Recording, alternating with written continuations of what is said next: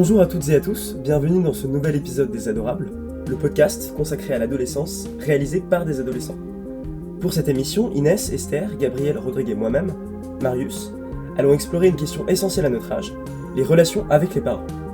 Et pour nous apporter un éclairage sur ce sujet, nous interviewons aujourd'hui en visioconférence Hervé Duparc, psychologue au Point Écoute de Champigny-sur-Marne. Hervé Duparc, bonjour. Bonjour. Merci beaucoup d'avoir accepté notre invitation. Avant de commencer à te poser nos questions, nous allons te faire écouter les réponses d'un micro-trottoir que nous avons réalisé. Comment décrirais-tu ta relation avec tes parents en un mot ? Moi je dirais fusionnel. Conflictuel. Intense. Saine. Proche. Compliqué. Quelles sont les principales sources de conflits que tu peux avoir avec tes parents ? Très diverses, notamment les jeux vidéo. Parce que j'aime pas les maths. L'heure du coucher. Parce que je sors trop. Il m'engueule un peu parce que parfois je fais passer un peu le sport avant les études. Parce que je demande trop d'argent. Carrière universitaire, clivage politique. Parce qu'elle peut pas me faire confiance. Des différents points de vue, pas les mêmes envies. La fumette, la drogue. Voilà. Dans le passé, c'était le notes à l'école et maintenant, c'est plus la relation avec mon petit ami. Alors. Qu'est-ce qui permettrait à ta relation avec tes parents de s'améliorer ? Aucune idée. J'aimerais qu'il soit moins protecteur. Je devrais moins sortir. Du coup que j'arrête de fumer, je pense que ça se passerait mieux. Le travail. Plus de communication et de compréhension des deux côtés. Je pense vivre séparément. Et ouais, j'habite encore chez eux. Vivre séparément et voilà. Nous venons d'entendre des témoignages contrastés concernant les relations que les adolescents peuvent entretenir avec leurs parents. Est-ce qu'il est fréquent qu'à l'adolescence, les liens avec ses parents se distendent ? Alors, non seulement c'est fréquent, mais c'est même plutôt un processus normal, c'est-à-dire que à la fois la distance, elle va se faire au niveau des corps, c'est-à-dire qu'on va arrêter d'aller sur les genoux de ses parents et de faire des câlins, parce qu'aussi on est en transformation soi-même et on rentre dans un corps adulte et dans un corps aussi capable de procréer petit à petit. Et la distance, elle va se faire aussi au niveau psychique, c'est-à-dire que quand on est petit, on fait un peu une enveloppe avec nos parents et on pense un petit peu comme ils pensent. Puis à l'adolescence, on va commencer à prendre cette distance. Donc c'est normal et c'est même nécessaire que cette distance se fasse aussi bien au niveau du corps qu'au niveau psychique avec les adolescents. Et plutôt que parler de distanciation, moi j'aurais envie de dire qu'ils se transforment. C'est-à-dire que les liens entre les adolescents et les parents, à l'adolescence, ils se transforment. C'est plus positif que de dire qu'ils se distancent. Alors pourquoi, si les relations se transforment entre les parents et les enfants, pourquoi la plupart du temps aussi elles se tendent ? Alors que lorsqu'on était petit, on a souvent on s'entend très bien avec eux. Parfois, pas toujours, les relations avec les parents vont se tendre effectivement, mais c'est une désidéalisation qui va être en miroir, c'est-à-dire que du côté des adolescents, on va se dire que voilà, notre père c'est pas le plus fort qui va venir te casser la gueule à la fin de la récréation, et puis ma mère c'est pas la plus belle. Et de l'autre côté, du côté des parents aussi, il va falloir qu'ils abandonnent aussi l'enfant idéal qu'ils avaient en tête. Donc tout ça, ça va faire qu'effectivement, parfois, les relations entre les ados et les parents puissent être un peu tendues, mais voilà, il y a aussi plein de familles où ça se passe très très bien et il n'y a pas forcément cette tension. Les parents pensent parfois que les ados sont irrespectueux et immatures, alors que les ados peuvent penser que ce sont leurs parents qui sont autoritaires, rabat-joie ou vieux jeu. Selon toi, où se situe le curseur et comment réconcilier les deux parties ? Compliqué comme question. C'est peut-être une question qui est vieille comme le monde, mais peut-être que les parents, ils ont oublié aussi comment ils ont été adolescents en passant dans un rôle de parent où là, effectivement, on va leur demander d'avoir un rôle autoritaire. Donc, ils ne se rappellent pas forcément aussi qu'ils ont pu peut-être être compliqués aussi pour leurs propres parents, donc vos grands-parents à vous. Donc, il peut y avoir des fois un peu ce gap-là où effectivement les parents peuvent avoir l'impression que c'était mieux avant ou qu'à leur époque, ils étaient plus respectueux, eux, de leurs parents. Mais rien n'est si sûr. Est-ce que ce rapport de force entre adultes et adolescents, est-ce qu'on peut dire qu'il est naturel ? Alors, naturel, je ne sais pas, mais intemporel, peut-être. Alors, je vous ai sorti quelques petites citations. Les jeunes d'aujourd'hui aiment le luxe, ils sont mal élevés, méprisent l'autorité, n'ont aucun respect pour leurs aînés et bavardent au lieu de travailler. Qui a dit ça, d'après vous ? C'est une citation de Socrate qui a plus de 2500 ans. Et des citations comme ça, je peux vous en sortir d'autres. Notre monde a atteint un stade critique. Les enfants n'écoutent plus les parents. La fin du monde n'est peut-être pas très loin. Voilà, ça, on peut l'attribuer à un prêtre égyptien il y a 4000 ans. Voilà, donc on peut dire que finalement, toutes les générations ont tendance à critiquer les nouvelles générations en pensant qu'elles seraient plus irrespectueuses ou qu'elles ne seraient pas comme étaient leurs parents. S'il est normal de se disputer avec ses parents, à quel moment doit-on s'inquiéter de la violence de ce conflit ? Effectivement, c'est normal qu'il puisse y avoir des tensions avec les parents, parce que comme on est en train de grandir, on peut aussi s'opposer à eux, ou en tout cas, on peut aussi prendre des directions qui ne sont pas forcément les directions qu'eux auraient choisies pour vous. Donc, effectivement, des fois, ça peut poser problème. Alors, il faut s'inquiéter quand la dispute devient violente, c'est-à-dire que ça soit de la violence physique, que ça soit de la part des ados ou de la part des parents. C'est-à-dire que si on commence à frapper nos parents ou que nos parents nous frappent, là, il y a peut-être effectivement une inquiétude à avoir.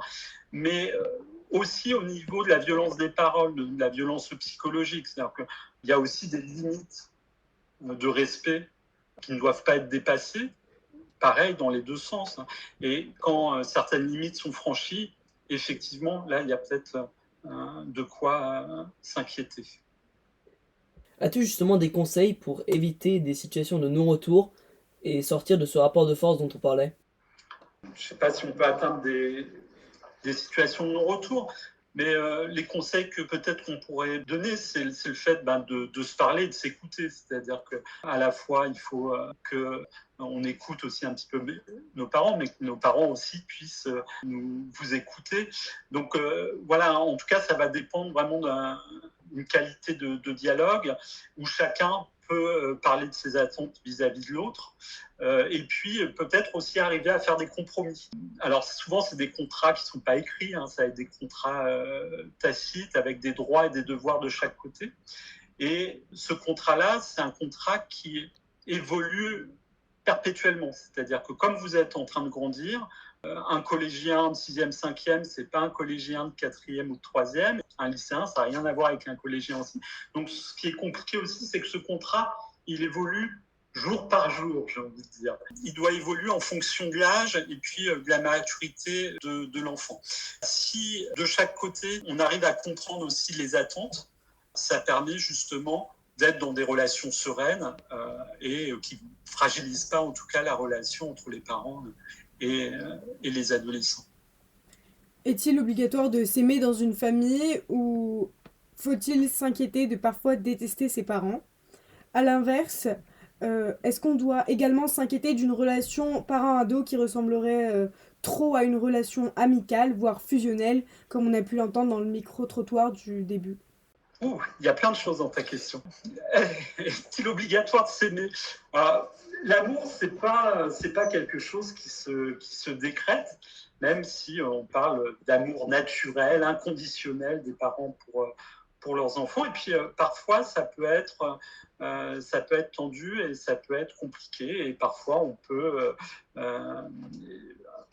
dans la plupart du temps, quand même, les parents aiment leurs enfants et les enfants aiment leurs parents, même s'il peut y avoir des conflits, mais il n'y a pas d'obligation là-dedans.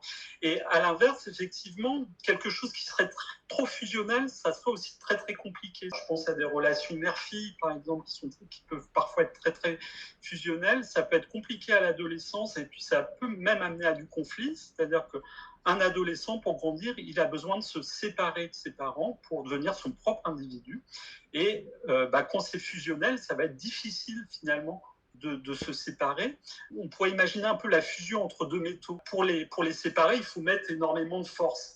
Alors, le problème d'une relation fusionnelle, c'est qu'à un moment, il faut se séparer. Il va falloir mettre beaucoup de force. Et là, ça peut être compliqué et amener vraiment à des conflits parfois graves aussi entre les parents et les ados. Donc, voilà, je pense qu'une attitude sympa entre les parents et les ados, vraiment, c'est une bonne chose.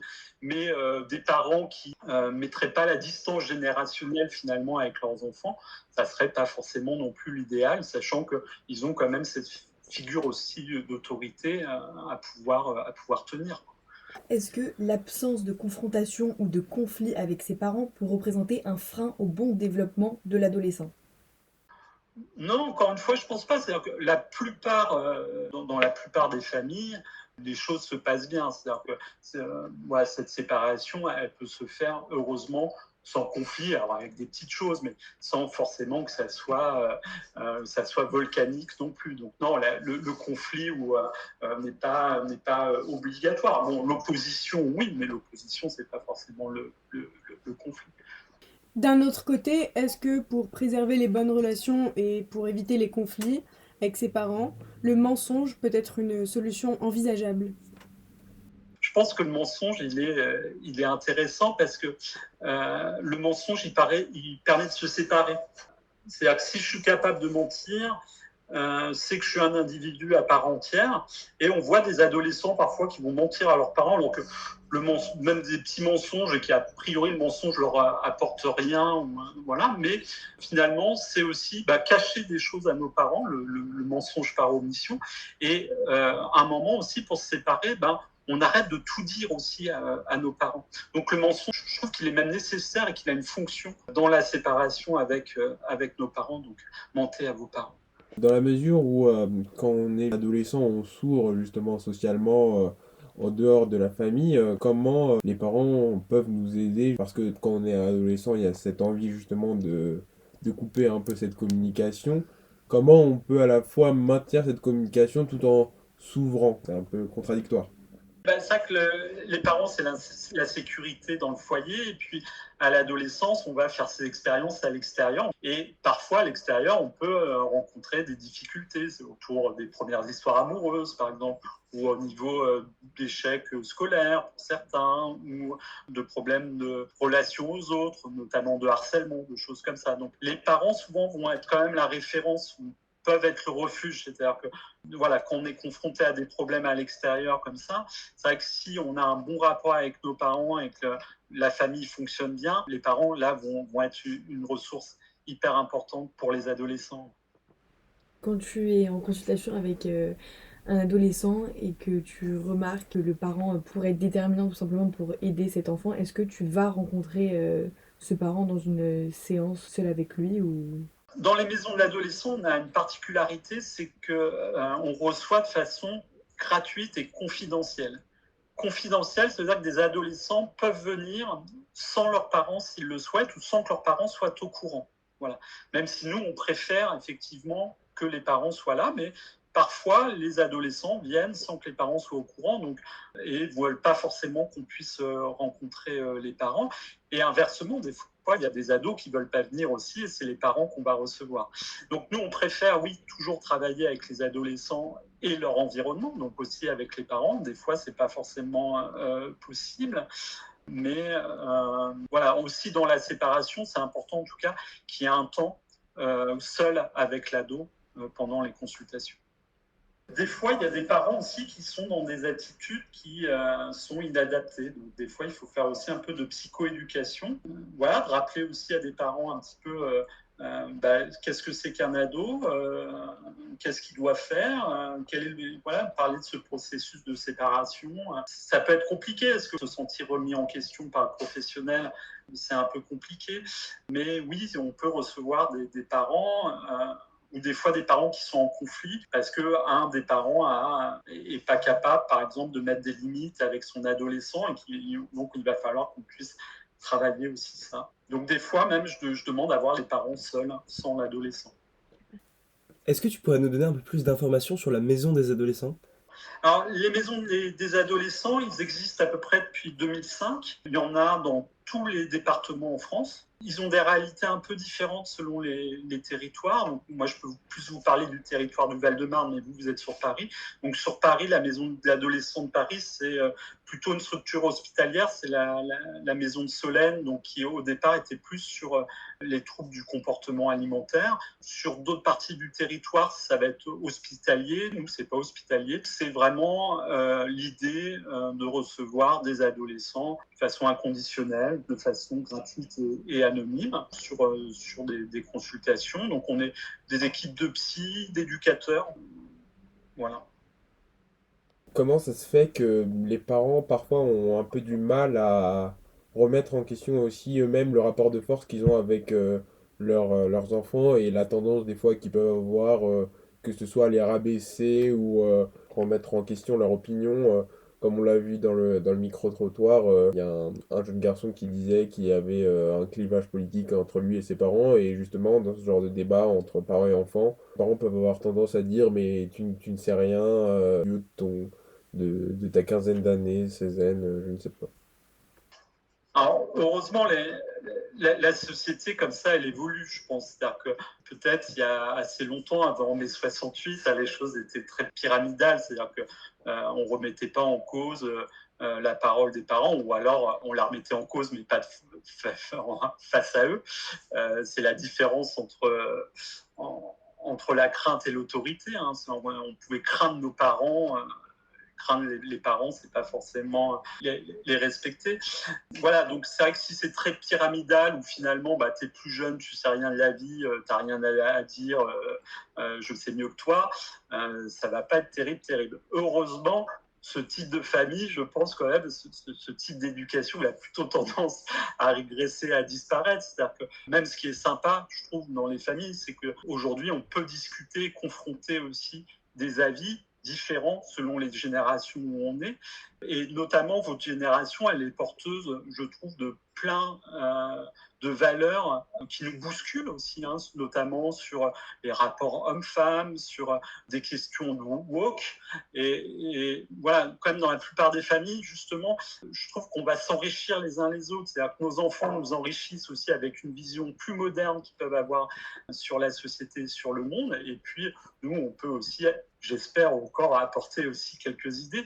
Mais je trouve que de plus en plus, quand même, on est dans des relations intergénérationnelles où on est capable de s'écouter les uns les autres et apprendre des uns des autres. Voilà. Et que le modèle que tu décris là, c'est plutôt quand même un modèle qui est, je l'espère, très marginal et en plus un modèle qui a quand même plutôt tendance à disparaître. Pourquoi une fois adulte, on s'entend à nouveau mieux avec ses parents? Est-ce que ce sont eux ou nous qui avons changé? Les deux, mon capitaine, quoi. C'est-à-dire que ce qui se passe, c'est qu'il y a plus rapport d'autorité. C'est-à-dire qu'à un moment, quand on grandit aussi, la relation, alors ça reste nos parents, mais on est sur un niveau d'adulte à adulte. Et puis, voilà, comme on a cessé d'idéaliser nos parents et que nos parents acceptent petit à petit aussi ce qu'on devient, la relation, elle va pouvoir se normaliser.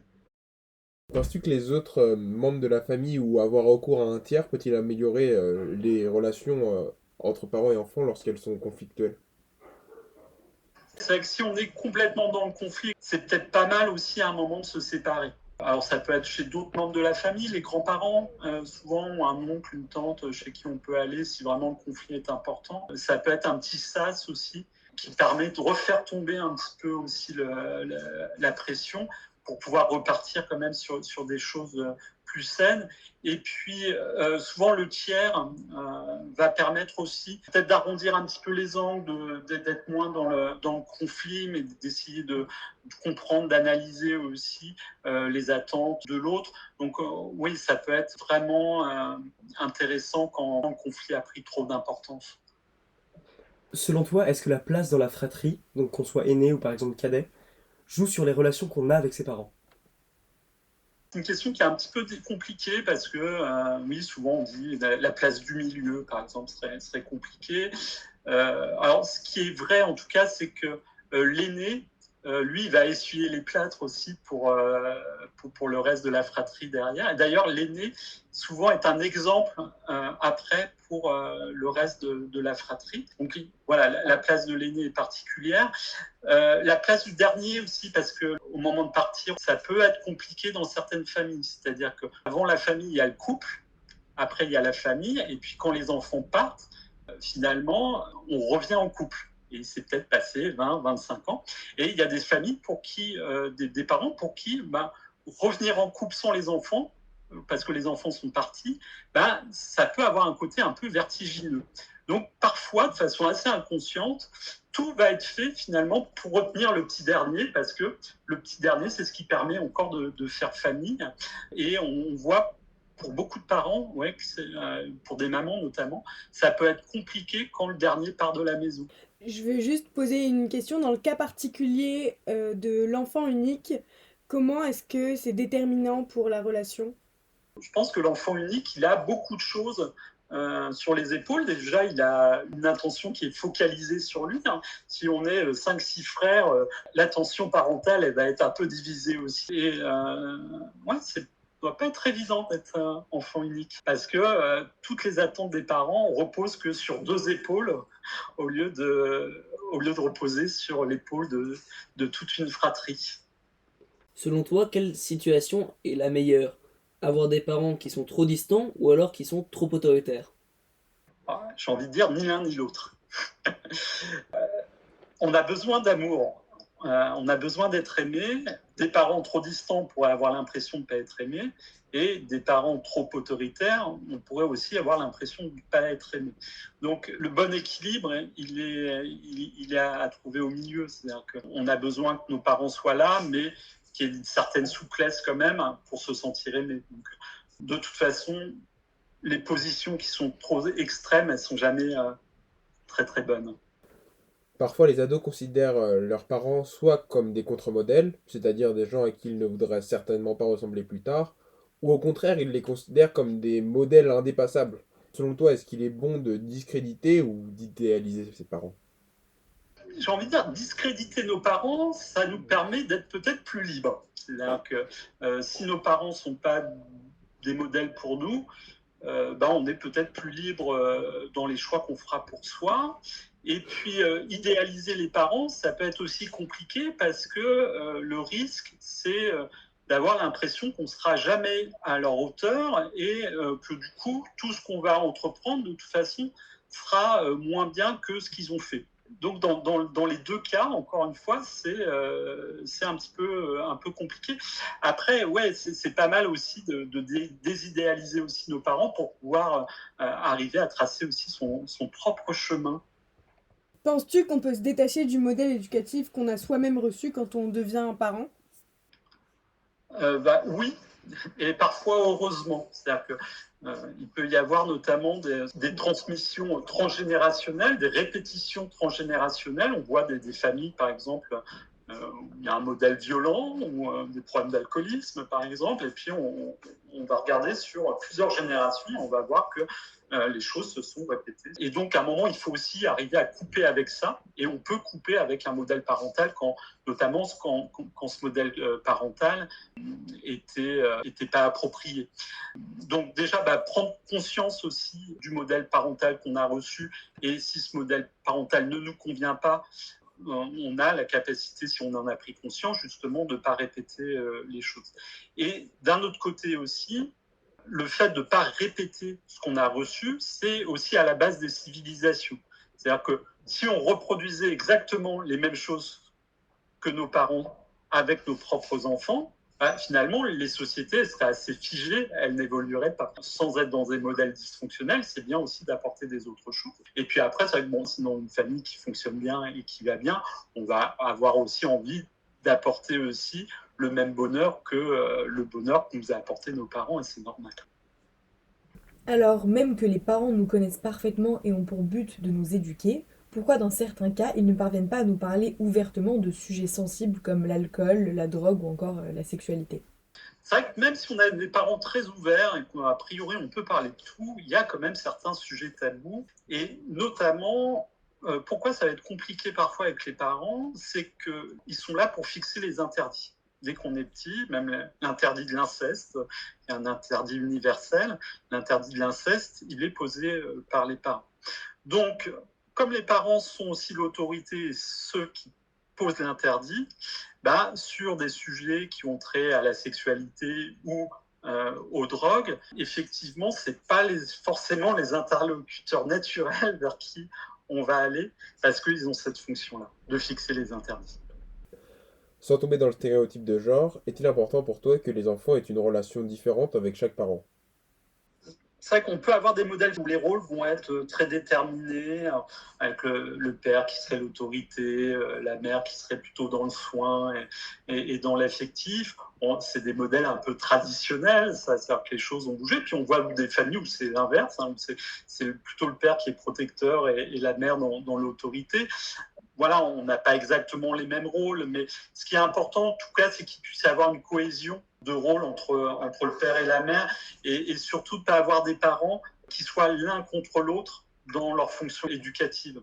On voit certaines familles où l'enfant va aller vers tel ou tel parent pour obtenir des choses en cachette de l'autre parent. Ça, c'est pas terrible. Donc, ce qui est important, en tout cas, dans ces rôles, c'est que les parents discutent de leurs rôles respectifs et soient en accord sur ce qu'ils apportent à leurs enfants ou à leurs adolescents. Justement, on observe aujourd'hui différents types de modèles familiaux, famille traditionnelle, famille recomposée, famille mono ou homoparentale. Est-ce qu'un modèle apparaît meilleur que l'autre dans la construction des adolescents ? Ouais, c'est une question même politique, si on pense au débat sur le mariage homosexuel et la possibilité aussi d'adopter, ce qui a été une source compliquée de débat en France. Les modèles de famille homoparentale, on s'aperçoit que les enfants grandissent aussi bien dans un modèle homoparental que dans une famille papa-maman. Ce qui est important finalement, c'est l'amour qui est porté aux enfants. Et finalement, plus on est nombreux pour élever un enfant, mieux ce sera. Ce qui va être plus compliqué, c'est dans le modèle de la famille monoparentale en termes de sécurité. C'est-à-dire que quand on a nos deux parents, on ne va pas se poser la question de la sécurité, elle est un peu naturelle. Souvent pour des enfants, pour des adolescents qui ont un seul parent, ils ont un seul pilier. Et alors déjà, souvent c'est des familles qui peuvent être dans des situations plus précaires aussi, financières, quand on est dans une famille où il y a deux parents. Mais au-delà de ça, il y a aussi le risque finalement que ce pilier vacille. S'il arrive quelque chose à ce parent unique, qu'est-ce que je vais devenir ? Et ça peut être une source d'angoisse pour l'enfant. Donc, je veux dire, les familles traditionnelles ou homoparentales se valent pour le développement de l'enfant. Ça peut être plus compliqué, plus fragile dans les familles monoparentales pour la construction de l'enfant ou de l'adolescent. Et puis après, les modèles où on est nombreux, où il y a les grands-parents, par exemple, ou des oncles, des tantes qui sont à proximité, ça, c'est des modèles qui sont vraiment pas mal, parce que plus on est nombreux pour élever un enfant, mieux c'est pour lui. Est-ce que les parents biologiques sont les plus importants pour se construire ? Que se passe-t-il par exemple pour les enfants adoptés ? Moi, je ne pense pas que ça soit la biologie qui fasse le lien.